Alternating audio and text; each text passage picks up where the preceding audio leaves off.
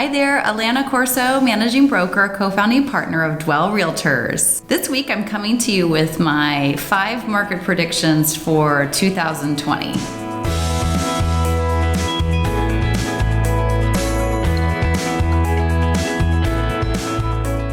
First off, let me be the first to wish you a very happy new year. And can't believe we're at the start of a new decade. 2020 seems like it was just the millennial and people were freaking out about Y2K. And look, we made it 20 years past then, which is crazy to say out loud.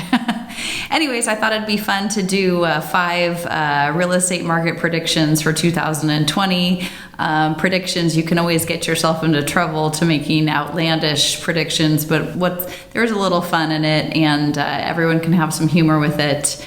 I did ask Santa for a crystal ball, which he has yet to deliver on year after year. It's always top of my list, but just never brings it. So I have to go off of my data research, analytics, and then a little bit of an opinion. All right, so very simple way we're gonna do this.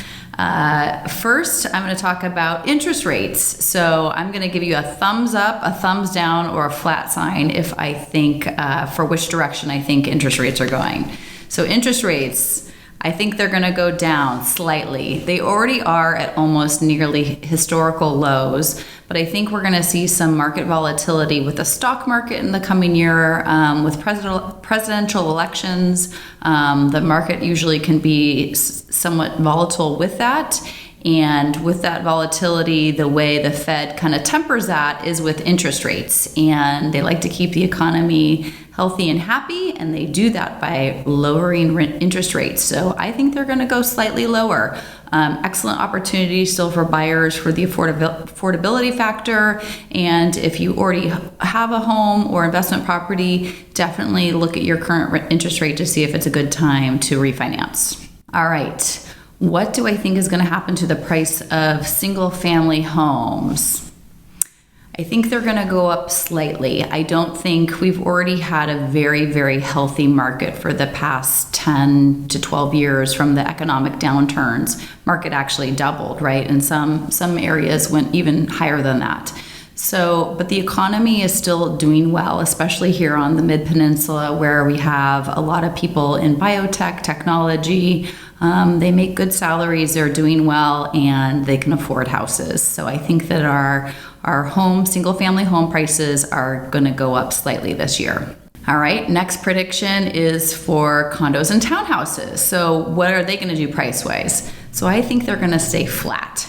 The reason I think that, there's been a lot of condo townhouse development, especially here on the Mid-Peninsula, and as those projects finish and reach completion and then come to market, it increases our inventory a bit, but they are still a good accessible price point for most buyers. And so I think that the prices will, with that influx of inventory, I think typically you'd think it'd make prices go down, but I think because a lot of people choose and like to live closer to downtowns where a lot of these condo townhouse developments are being built, I think that they'll continue to be popular, and then also a great access point for our first-time home buyers and downsizers into those condominiums. So I think that market prices will stay flat. What is going to happen to inventory with single-family homes? I think it's going to remain flat.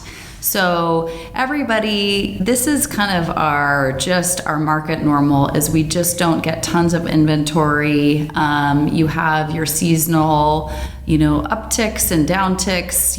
High water mark is typically for inventory available is typically in May. So our spring market is usually where you see the most houses for sale. You get some declines over the summer, and then you get some upticks again in the fall, and then declines over the winter. But I don't think we're going to see any crazy changes in single family home inventory. So again, that will be flat. All right, so this kind of alludes back to what I talked about with condo townhouse pricing, but what is inventory going to be for condos and townhouses in 2020? I think it's going to increase because, like I mentioned before, we have a lot of construction, development of new projects here on the Mid-Peninsula that have been under construction for the past 2 to 3 years.